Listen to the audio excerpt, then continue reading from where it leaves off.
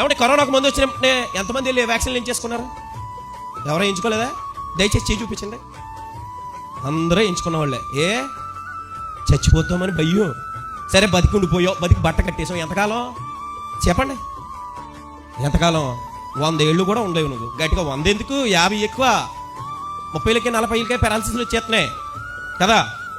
అంటే ఒకవేళ 100 ఏళ్ళు ఉన్నాం అనుకోండి, 100 ఏళ్ళు జీవితం కోసమే వెళ్ళి మందు వచ్చినప్పుడే వెళ్ళి మందును నువ్వు ఏం చేస్తున్నావు? స్వీకరిస్తున్నావే. అసలు అంతము లేని ముగింపు లేని ఆయుష్కాలం ఉంది. ఆ ఆయుష్కాలాన్ని పొందుకోవడానికి దేవుడు మందును పంపించాడు. ఎవరా మందు? ఎంతమంది స్వీకరించారు చెప్పండి? ఎంతమంది స్వీకరించారు ఆ మందుని?